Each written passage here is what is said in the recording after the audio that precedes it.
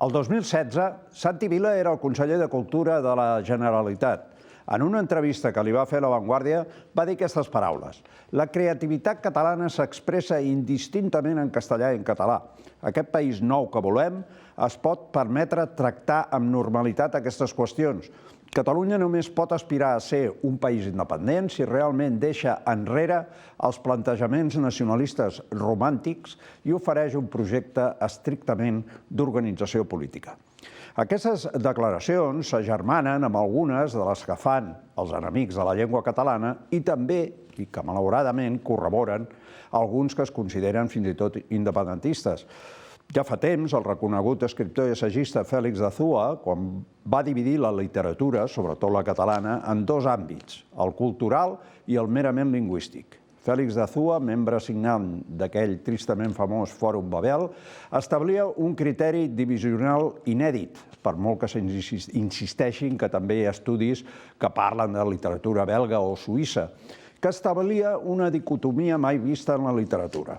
Aquest criteri divisional amaga, en la majoria de casos, però potser més en el català, un rerefons polític de marcades tendències imperialistes en matèria lingüística, una mentalitat de colonialisme cultural que l'únic que pretén és fomentar la confusió, a la vegada que alimentar la falsa creença en una literatura de literatures, una mena de literatura mare, l'espanyola, que abraçaria i acolliria altres literatures filles, com la catalana. Formen part de la cultura catalana totes les manifestacions culturals i artístiques que es fan als països catalans, la Fèria d'Abril, les diverses romeries, les sevillanes, els balls amazics, xinesos, pakistanesos, són cultura catalana. Qualsevol escriptor que viu al nostre país i que escriu en castellà o en alguna altra de les 300 llengües que s'hi parlen, és un escriptor que forma part de la literatura i la cultura catalanes. Tot plegat forma part de la coneguda política del bilingüisme que propugna que Catalunya és, fins i tot històricament, un país bilingüe i que el castellà és tan llengua pròpia com ho pugui ser el català. Aquest missatge, que des de fa temps intenta conferir la categoria de normal a una situació lingüística totalment anormal, està també beneït pels principals partits polítics, ja siguin o no independentistes. En parlem tot seguit amb els nostres convidats. Som-hi, comencem.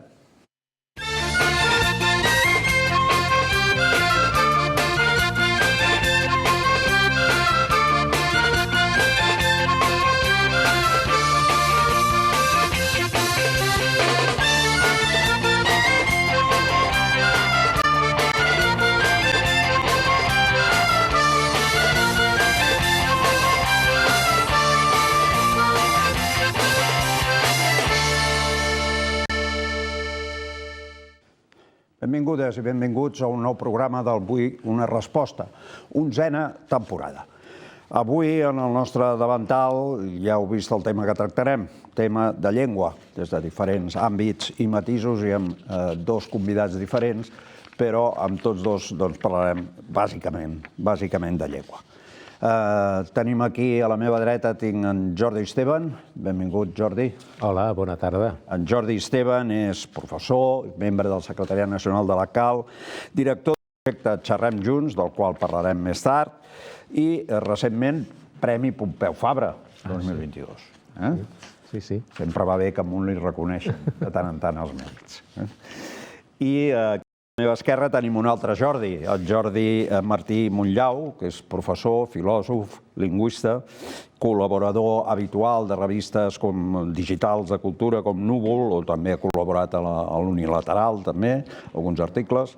És membre, crec que encara ets membre de la Comissió de Llengua, de la Intersindical, vocal de llengua del Sindicat a les Terres de l'Ebre. Doncs començarem amb en Jordi Martí. Jordi, anem a entrar en el de sempre, en el principi, la situació de la llengua catalana actualment. Tu escrivies un article titulat El català s'apaga, en què comentaves una mica l'enquesta d'usos lingüístics. I que aquesta enquesta donava senyals d'alarma, malgrat a vegades el discurs una mica cofoista fins i tot d'institucions o dels mateixos que fan l'enquesta. La tendència és a presentar els resultats de forma més o menys selectiva o destacant aquelles coses que no són tan greus o que fins i tot puguen tindre una lectura positiva i així les coses altres acaba donant una coloració positiva als resultats globals, que els resultats globals són realment negatius, perquè en tota la sèrie d'onades de l'enquesta d'usos lingüístics, des que es fa, des del 2003, que se seguia una metodologia una mica diferent de les posteriors i per tant és difícil establir comparacions en les onades posteriors en relació a la del 2003, però la del 2008, la del 2013 i el 2018, que és la que analitzava jo en aquest article, mostrava una sostinguda davallada de la vitalitat de la llengua a tots nivells, tant com a llengua inicial, com a llengua d'ús habitual, com a llengua d'identificació, com en els usos particulars. Deies fa un moment, visió general de la llengua. Com està la llengua catalana? És una pregunta molt genèrica, però també es pot contestar d'una forma molt genèrica, però em penso que molt il·lustrativa. 1900, any 1900, fa començaments del segle passat. La pràctica totalitat de la població catalana utilitzava habitualment la llengua catalana. Era una llengua coneguda per la totalitat de la població catalana, potser a excepció de persones destinades aquí, que formaven part de l'exèrcit o d'altres cossos funcionaris de l'Estat, però la població catalana la coneixia, tota la població catalana coneixia la llengua i la utilitzava habitualment. És més, ara sabem, a partir d'estudis que s'han publicat recentment, aquest any passat, editorial Onada de Benicarló, que fins a ben entrat el segle, gran part de la població, sobretot a les àrees que no són les grans ciutats, era monolingüe catalanoparlant. És a dir, que no sols parlaven habitualment català, sinó que no tenien competència lingüística activa en altra llengua que no fos el català, no sabien parlar castellà, dit d'altra banda, i una part significativa no devia tindre ni competència passiva en castellà. És a dir, que eren persones bàsicament monolingües. Bé, 100 i tants anys més tard, ens trobem que el català és la llengua habitual d'aproximadament, en dades declarades, el 36% de la població del Principat. Per tant, hem passat del 100% a un terç. Menys encara si estaria sobre el 31-32% si ens referim a les persones que tenen el català com a llengua inicial, és a dir, com a llengua de casa. I també les persones que identifiquen el català com la seva llengua serien una mica més d'un terç de la població total del país. Per tant, quina és la situació del català? La situació és d'un procés de substitució lingüística que avança sostingudament, que avança ràpidament, i tots sabem que els processos de substitució lingüística costa de començar-los, és difícil. Quan comencen, avancen d'una forma relativament no molt de pressa, en progressió aritmètica, podríem dir, fins que arriba un punt que la corba s'eleva ràpidament i creixen en progressió geomètrica. És la situació que se troba el català al País Valencià i és la situació que comencem a observar ara al Principat de Catalunya. I quan tinguem dades més noves de les Illes Balears, tenint en compte els canvis demogràfics extraordinaris que està experimentant ara mateix, però de fet des dels darrers 50 anys les illes, segurament ens trobarem en una situació semblant o pitjor. I ja no parlo d'altres territoris, com ara la Franja de Ponent, que havia estat un territori que fins a èpoques molt recents la gairebé totalitat de la població enraonava en català, i ara ja hem detectat un procés molt ràpid de substitució lingüística que implica la interrupció de la transmissió intergeneracional de la llengua en percentatges elevats i especialment importants en les poblacions que toquen més a l'interior de l'Aragó i per tant limítrofs en la zona castellanoparlant de l'Aragó. Al Rosselló no cal explicar-ho, ha sigut un altre procés que sabem que el català està en una situació residual i l'únic lloc on hi ha indicadors encara positius i que impliquen un cert creixement amb matisos de la llengua és el Principat d'Andorra. En aquesta situació intervenen, evidentment, molts factors. N'has parlat de la demografia. Un dels factors és, evidentment, aquest creixement demogràfic produït per la gent vinguda de fora, per la immigració. Tu també, en algun dels articles que has fet, també comentaves que la immigració en un país, diguem-ne, en un context, diguem-ne, sociopolític normal, de llibertat, etc. I així la immigració podria ser fins i tot beneficiosa per la llengua, pel creixement de la llengua. Però, esclar, aquest país no és, malauradament, encara un país normal. El pes o la transcendència sociolingüística de la immigració depèn de la quantitat i del volum de la immigració, però també del context en el qual se produeix la immigració. Si aquesta immigració l'haguéssim rebuda en un context de llibertat política, en un context en el qual els catalanoparlants no estiguessin lingüísticament condicionats, bilingüitzats tots ells, perquè ara ja no existeix ni un sol catalanoparlant ni que no sàpiga també castellà i que el pugui arribar a parlar d'una forma gairebé nativa, si s'hagués produït en un context que no hi havia aquests condicionants ni la situació política, el marc polític que es dona, aleshores la immigració hagués representat, en principi hem de pensar, una injecció significativa de parlants que ens hagués col·locat, ens hagués catapultat a llengües d'un nivell més alt. La immigració en si mateixa no és dolenta ni és bona. És veritat, i no podem negar-ho, que quan la immigració és molt elevada i gran part d'aquesta immigració, la major part d'aquesta immigració ve parlant una llengua determinada, això també té influència. Però aquesta influència es pot... No tenim per què pensar que no pugui acabar contrarrestant-se. Clar, una minoria nacional, com és la catalana, sense poder polític, indesitjada pel seu estat, subordinada lingüísticament, que no té els mateixos drets lingüístics que la majoria de la població, que és aquella amb la qual s'identifica l'Estat i per la qual existeix l'Estat, no té capacitat d'integrar lingüísticament un volum de població d'aquestes dimensions, com hem rebut nosaltres, i més quan venen majoritàriament, si sumem la gent que ha vingut darrerament d'Amèrica Llatina, més la persona que ha vingut de diversos indrets de l'interior d'Espanya a partir dels anys 50, 60 i 70, si els sumem tots plegats, que parlen la llengua de l'Estat, la nostra capacitat d'integració lingüística és sorprenent que encara hi hagi un cert percentatge de població que s'integra. Que això és sorprenent i no crec que es donen gaires indrets més. Però, clar, és insostenible. Us dono només un parell de dades perquè ho tingueu en compte. La població del Principat ha crescut un 400% des de l'any 1900. 1.950.000 persones en aquella època, fins als gairebé, no arribem, però als 7.800.000 que som ara. Quan vaig fer uns càlculs per publicar un estudi sobre això, hi havia hagut un increment, no és el mateix increment que creixement és la població total, increment és la població que s'afegeix, hi havia hagut un increment de 293%. En el conjunt dels països catalans, del 260%. I ara seria més, perquè continua arribant, després de l'epidèmia, de la pandèmia, ha continuat arribant un volum enorme de població que té molt a veure amb el nostre sistema productiu. Té a veure amb el nostre sistema productiu i ja està. En el nostre sistema productiu i en el fet que la natalitat catalana és una de les més baixes del món. No me sorprendria, però jo no tinc dades i no sé si ningú les disposa de dades específiques, no me sorprendria que fos la més baixa del món. Si no és la més baixa, està allí. I després perquè el nostre sistema productiu atrau moltíssima gent que, clar, aquí troben una oportunitat.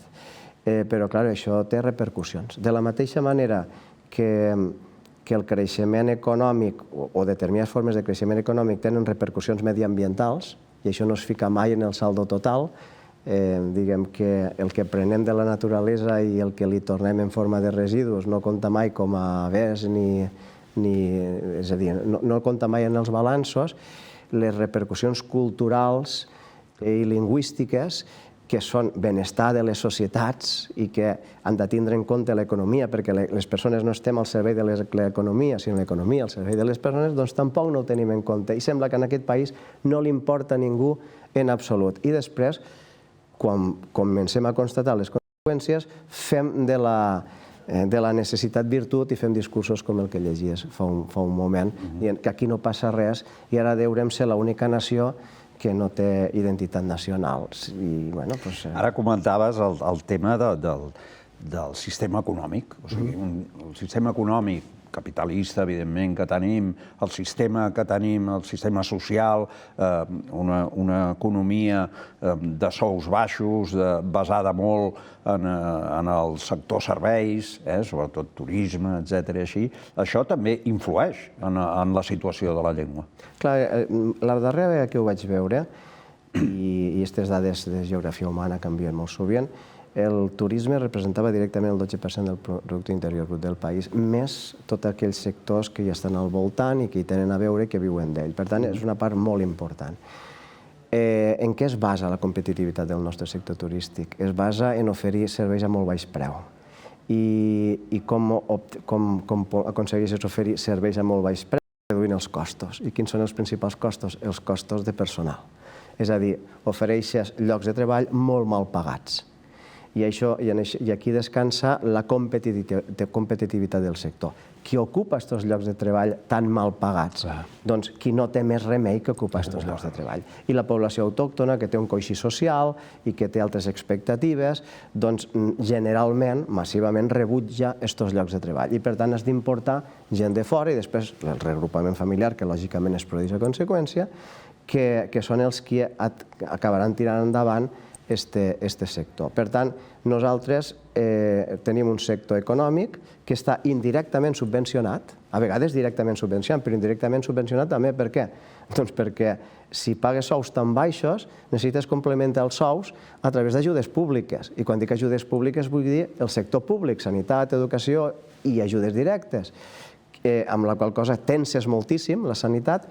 I aquestes vagues d'esta setmana tenen a veure amb això, perquè hi ha molts més usuaris, però són uns usuaris que treballen per sous tan baixos que després no poden col·laborar com voldrien en el manteniment d'aquests sectors perquè els impostos que paguen, perquè la quantitat que cobra no és per a després cobrar-los a ells uns impostos determinats. Per tant, són receptors nets d'aquest sector públic. I això vol dir que aquesta és una economia que no aporta pròpiament riquesa més que als titulars de la propietat i aquesta riquesa és drenada des del sector públic també, és a dir, drenada pels clients i des del sector públic. No proporciona autènticament riquesa. I vaja, aquesta quantitat de població té aquestes repercussions en l'ecosistema cultural i en l'ecosistema lingüístic. Alguns divideixen allò de manera simple la societat catalana entre catalanoparlants i castellanoparlants. I tu, també en un d'aquests articles teus, dius que castellanoparlants no existeixen. No, clar que no existeixen. Evidentment, això és una afirmació provocativa. Recordo que jo no tinc Twitter ni xarxes socials, però algú me va fer arribar un comentari d'una persona que em va fer molta gràcia en aquest article que deia «Los castellanos parlantes existimos y tengo pruebas». Sí, evidentment, sabem, ho acabo de dir fa un moment, de fer la llengua d'ús majoritària en aquest país en aquest moment és el castellà. Quan jo dic que els castellanos parlants no existeixen, el que vull dir és que no existeix un grup estructural del país que sigui els catalans castellanoparlants. La llengua de Catalunya, aquí s'ha desenvolupat històricament un poble que és el poble català i el poble català parla la llengua catalana. I aquest poble ha rebut, en èpoques recents sobretot, una enorme quantitat de població, jo diria que desproporcionada quantitat de població, que parla castellà o que, com que ja s'ha trobat en un espai en què el català està supeditat i hi ha tanta gent que parla castellà, s'integren a la castellanofonia i, per tant, esdevenen ells també castellanoparlants. El que tenim, però això, el que significa això és que a Catalunya hi ha una massa important de població que no parla encara català perquè l'Estat li ha impedit, li ha dificultat, quan no li ha impedit, la integració lingüística. És això el que ens trobem. No tenim d'una banda una Catalunya catalanoparlant i una altra Catalunya castellanoparlant. Ens trobem a Catalunya amb molta gent que truca a la porta de la catalanitat i que l'Estat li ho posa tan difícil que no hi arriba a entrar, però que no constitueixen un grup identificatiu del país. Per tant, en la mesura que se vulgui considerar aquest grup de població com un grup identificatiu del país, com una part més, aleshores acabarem concloent que aquest no és un país que aquest és un país bilingüe i justificant determinades polítiques que són letals per a la llengua catalana i que, de fet, són polítiques que es busquen d'implantar perquè la seva conseqüència és la substitució lingüística. Per tant, resumint-ho, aquest és un país que parla català, que ha rebut molta gent que no el parla, que no s'ha pogut integrar lingüísticament perquè l'Estat li ho ha ficat molt difícil, però no constitueixen una altra Catalunya, sinó una Catalunya que està trucant a la porta de l'única Catalunya i hem de fer tot el que estigui a les nostres mans, no per fossilitzar-la, sinó tot el contrari, sinó perquè es converteixen en uns catalans més també lingüísticament. Per què diem que la política del bilingüisme social és nociu per la llengua catalana? Perquè el bilingüisme social és un mite, no existeix. El que són bilingües són les persones. Clar. Les persones poden saber una, dues, tres o més llengües en funció de les seves necessitats, de la seva voluntat i la seva capacitat.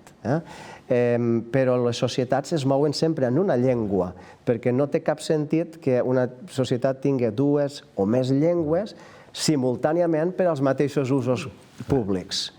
I quan això passa és un fenomen purament provisional, perquè acaba la societat decantant-se per una d'aquelles llengües. Al darrere amb més força, i l'altra queda progressivament relegada, com és relegada menys força, i finalment queda residualitzada i desapareix.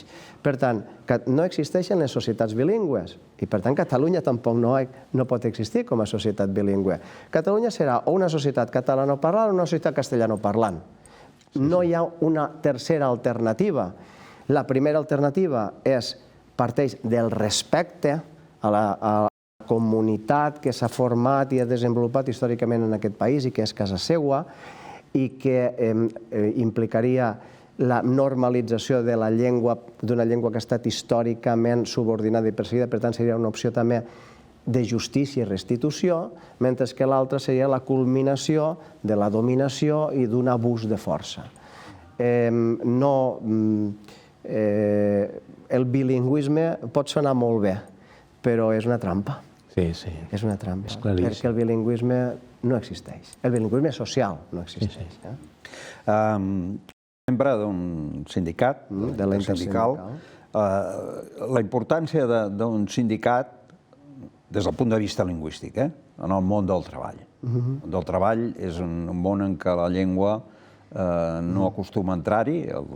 Bueno, aquí, en aquest país. En aquest país? Perquè tu expliques molt bé l'exemple del Quebec, per exemple. Sí, és clar. Explica-ho una mica. Clar, és que hem d'entendre que un treballador és una persona integral, i una persona integral té moltes dimensions. I no és només un individu econòmic que participa en un intercanvi econòmic. Això ho és, i és molt important, aquest aspecte. I un sindicat està per garantir la justícia redistributiva en el marc laboral, però també està per garantir la justícia cap al treballador en la resta de dimensions de la persona que és el treballador. No és possible que ens centrem en determinats drets i al mateix temps, en la defensa de determinats drets, i al mateix temps neguem la justícia en altres drets del mateix treballador. Als anys 60 no hi havia ni un sol conveni col·lectiu fet en francès al Quebec. I la Confederació de Sindicats Nacionals del Quebec, allí el sistema sindical és molt diferent d'aquí, perquè és un sistema a la manera de les union trades angleses, és a dir, són sindicats d'empresa o de sector que després es confederen entre ells.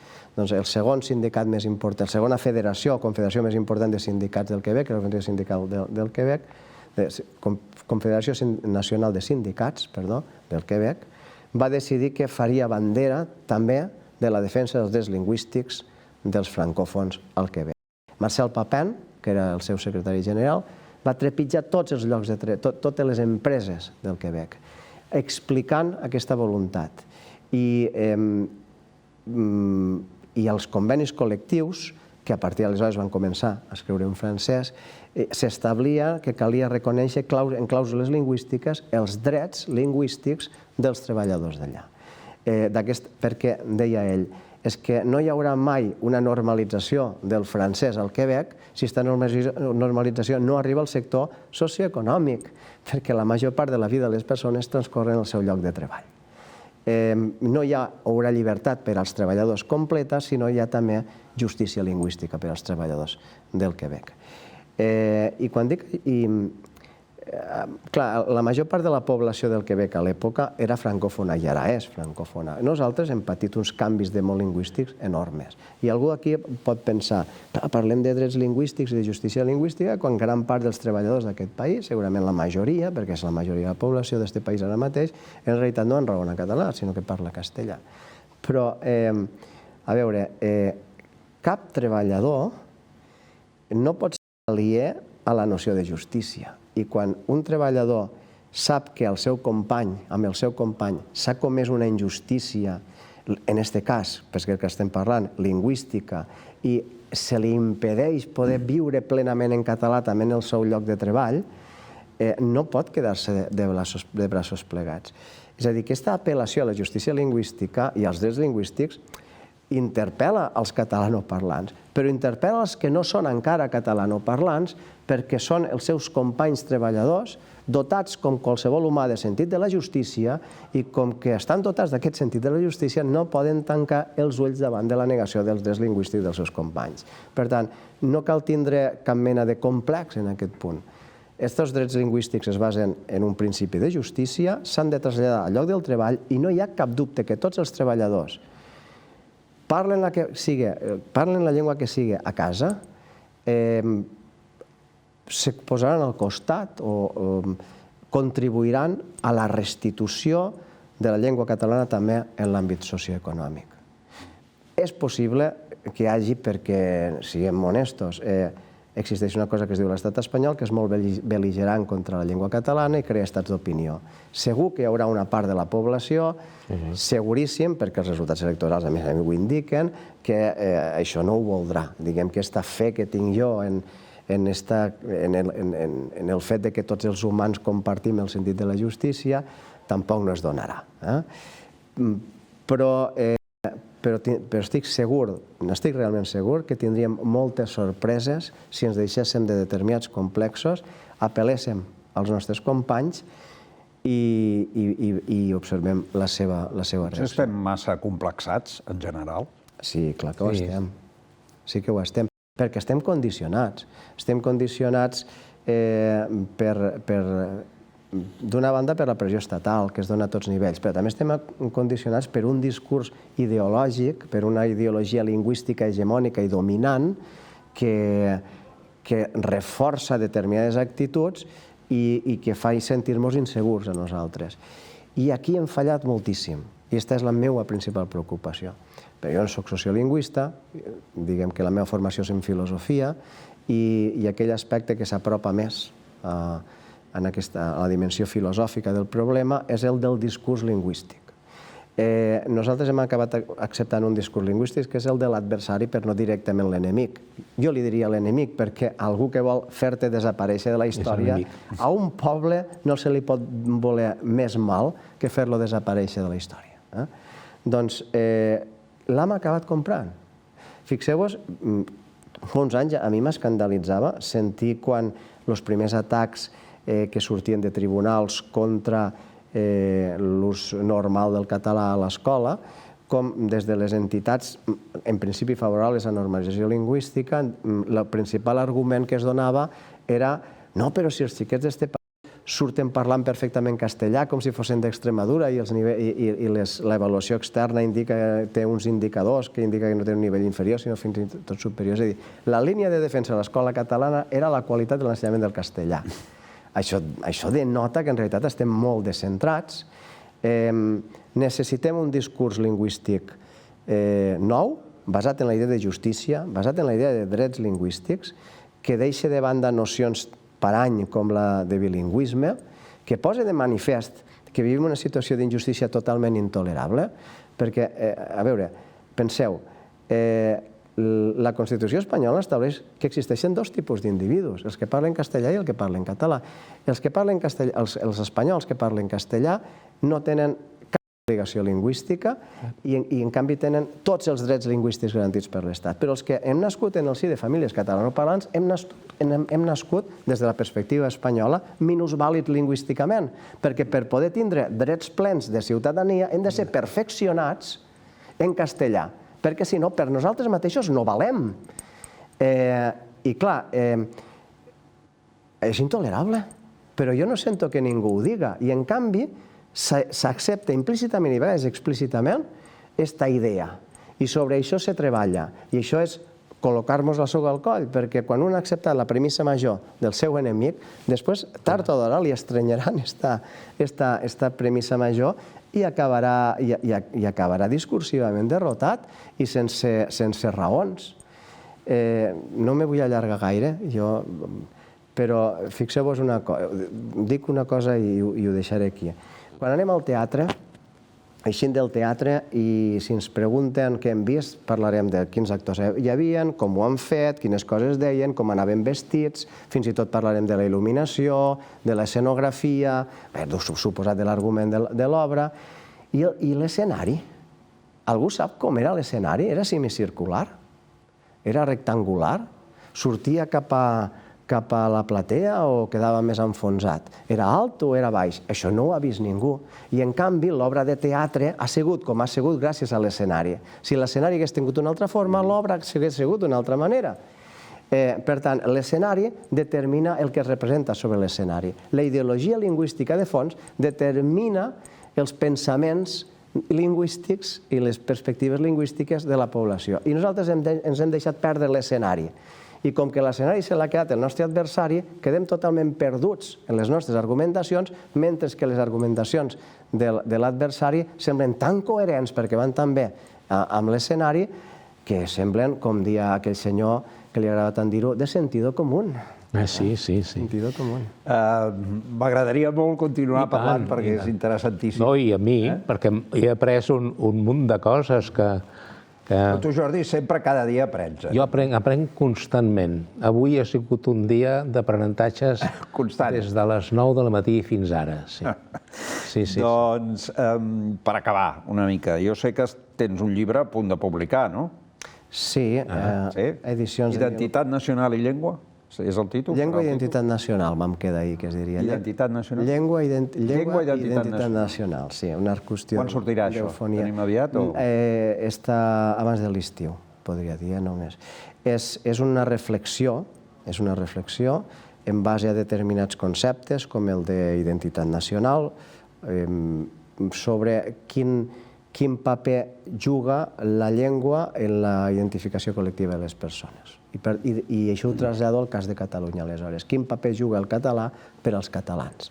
I intento demostrar fins a quin punt la llengua no és mai només un mitjà de comunicació, que això és una altra trampa. Les llengües serveixen per entendre-nos. Les llengües serveixen per entendre-nos i les llengües serveixen per moltes altres coses. Perquè si servissin només per entendre-nos, no tindríem tants de problemes lingüístics. Exacte.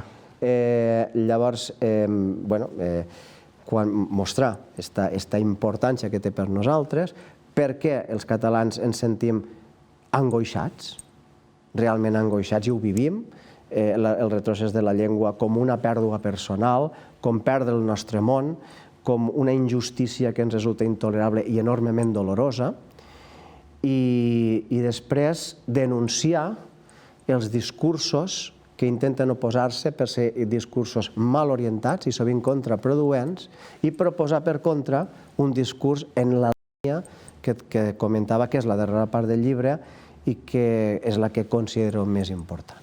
Quan deies angoixats, recordava el llibre d'Enric Larreula, Dolor de llengua, que expressava molt aquest dolor, aquesta angoixa que tenim els catalans. Doncs ja quedes convidat per quan treguis el llibre a venir aquí al programa a presentar-lo.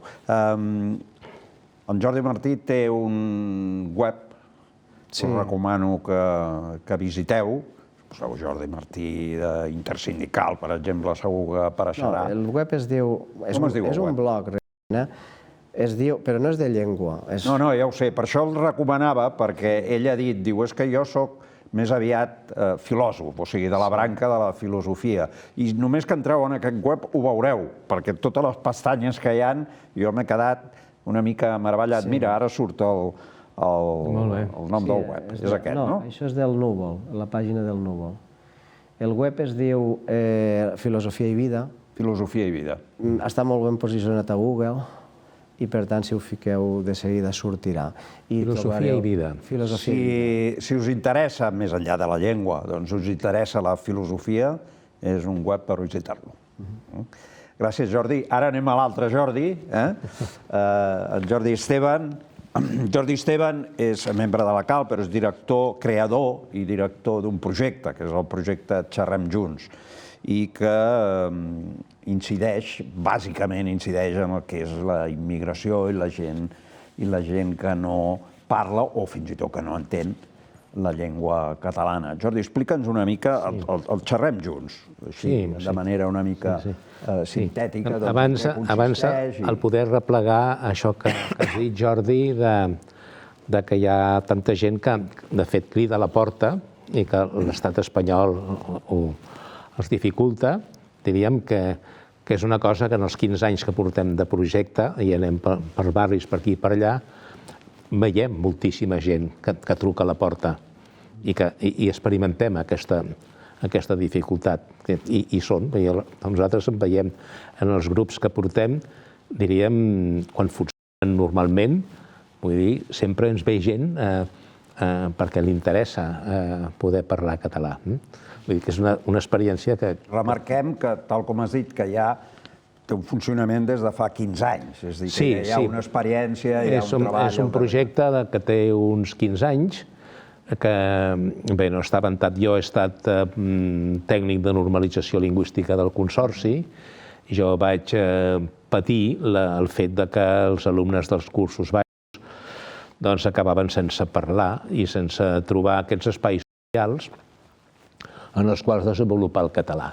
A partir d'això va ser quan vaig intentar, a partir d'estudis fets sobre tipologia lingüística i sobre diverses coses, sobre l'oralitat, em vaig llegir tot el que s'havia escrit sobre oralitat i vaig anar configurant un projecte que em permetés que persones que no entenen el català i que estan en una zona, en un temps, en un moment més inicial, doncs que tinguessin la possibilitat d'aquest entorn social que no existia en molts barris i en molts llocs, en què alguien con quien hablar catalán un poco, que me ayude, etc.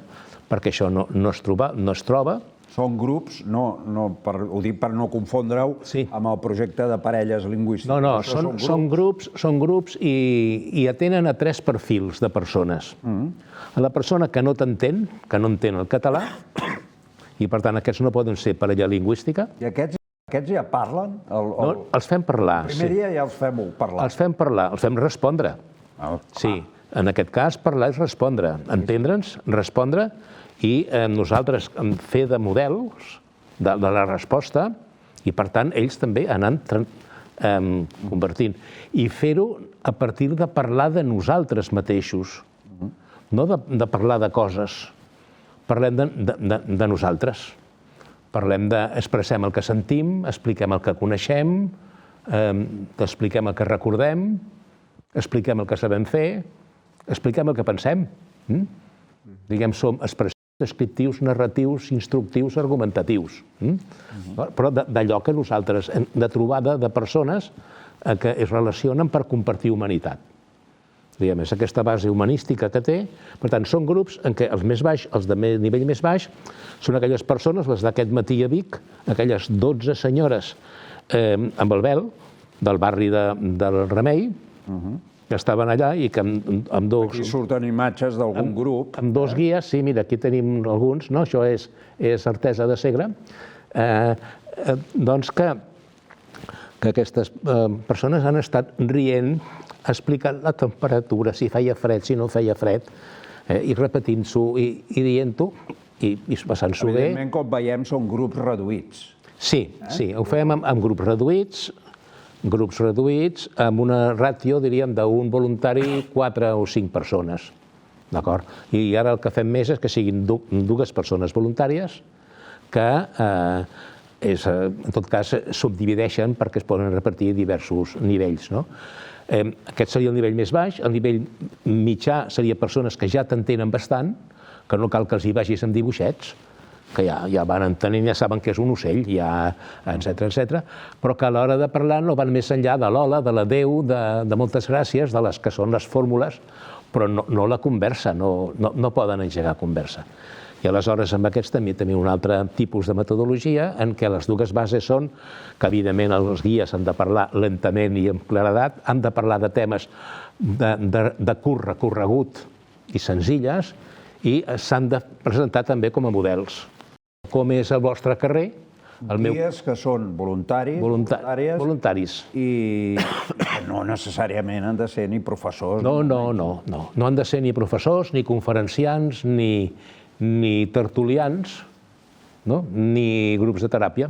No, res de teràpia, res de conferència, res de debat, sinó que han de ser veïns, veïnes, que es troben i que parlen de les coses normals de la vida quotidiana. D'acord? Aquests són, els formem i això. I el tercer nivell sí que és equivalent al que seria la parella lingüística.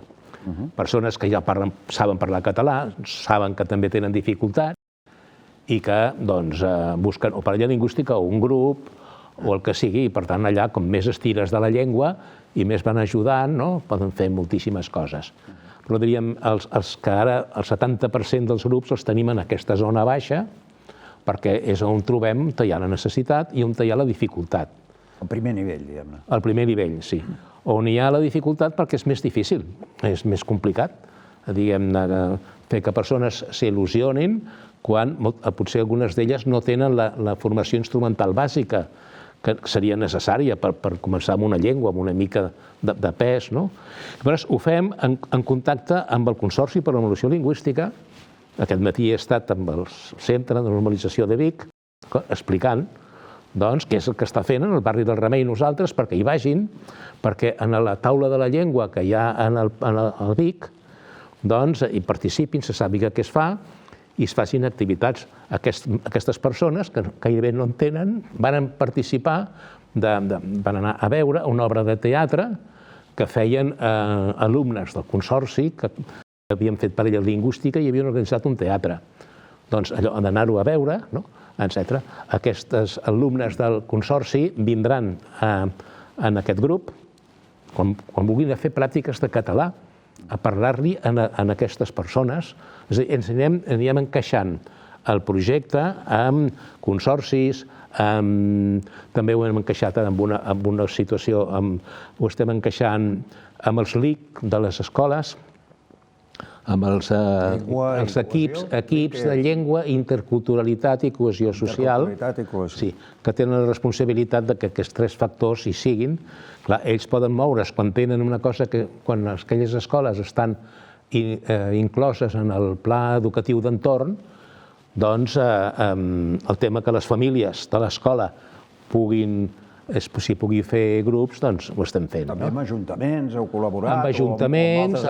Amb ajuntaments, estem també en conveni amb el Consell Comarcal del Tarragonès perquè volem incidir en els pobles menors on no hi ha facilitat formativa, ni de consorcis, ni d'escoles d'adults, ni res, però a través del servei que pot fer l'Ajuntament amb aquell espai plural, com en diuen, que puguin fer-ho, i estan promovent el Xerrem Junts en aquests moments a 8 poblacions del Tarragonès, per exemple.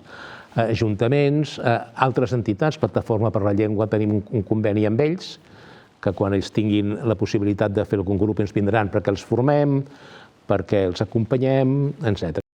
Aquest és el projecte per al qual jo tinc l'interès de treure un material en 4 volums, el primer dels quals és el de fonamentació i guiatge. Això seria, si em permets, aquesta imatge que tenim. Això mateix. Això és un tot suma, no? Un tot suma que heu iniciat ara fa uns dies, no? Sí, veïns i veïnes. El veïnatge és la categoria que nosaltres tenim. I el que voleu editar són aquests quaderns de conversa. Aquests quaderns de conversa, sí. Quaderns de conversa en què el primer és de fonamentació, és a dir, perquè vegis en què consisteix, pots fer, quines són les estratègies, etc. I al mateix temps hi ha el guiatge, perquè una de les unitats que després veuràs, tu tinguis unes orientacions de què pots fer amb aquella unitat, d'acord? I després ja venen els tres. Descobrim el català, estrenem el català i el practiquem el català, no? Els tres.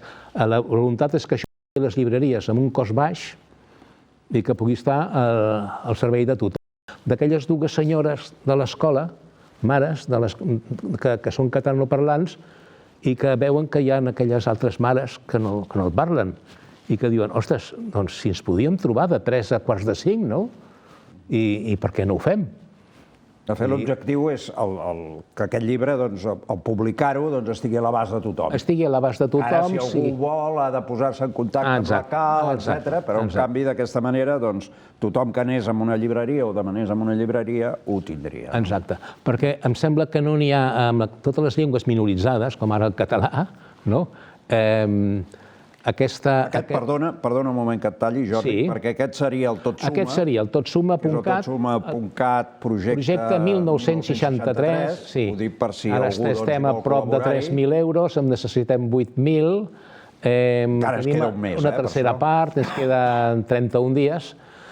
Mirarem a veure si això... I si pot col·laborar a partir de 10 euros, i qui no pugui o no vulgui col·laborar amb el punt de vista de posar-hi diners, pot col·laborar-hi fent-ne difusió. Fent-ne difusió i explicant que això és important, de tenir aquesta eina a la mà de qui la vulgui utilitzar.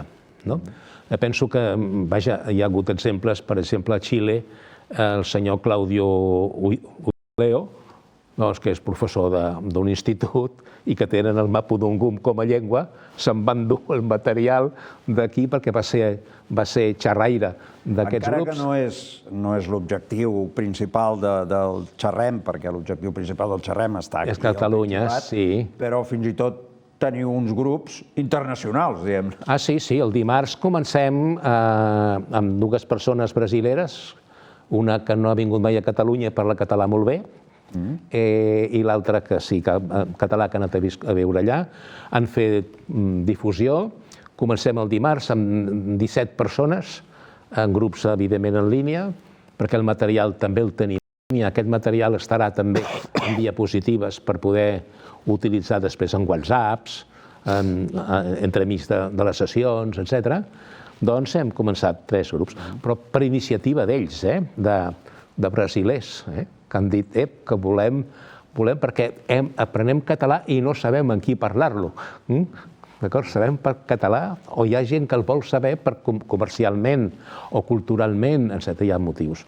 I per tant nosaltres ens hem trobat amb aquest fet, que ens ho han demanat, i bé, doncs sense gaire esforç i tampoc costa ni un duro, perquè això ho fem per internet i ja tenim material, no és ni editat en paper. És un projecte basat totalment en el voluntariat. En el voluntariat total, sí. I bé, doncs així estem amb aquesta qüestió, amb la il·lusió d'arribar a això, arribar que la gent que vulgui, siguin professors, siguin. És que hem estat a la presó, hem estat en grups LGTBI, estem a Badalona amb gent que supera la sida, no sé. Cada vegada molta gent d'aquesta és precisament gent que socialment té problemes. Que té problemes, sí. I que veuen en l'aprenentatge del català, per exemple, a la presó, recordo, de Brians-1, doncs aquells homes, estàvem a l'edat d'homes, en què veien que si en queden 2 anys, per aquesta il·lusió de dir, home, si tinc el català i puc fer una cosa més que podré fer, etc. Hi havia 1.000 motius en aquest sentit que es mouen. A les pares i mares de les escoles els hi mou el fet que els fills parlen català i demanen una pastanaga quan arriben a casa, no? I poder-los ajudar en els estudis, etc.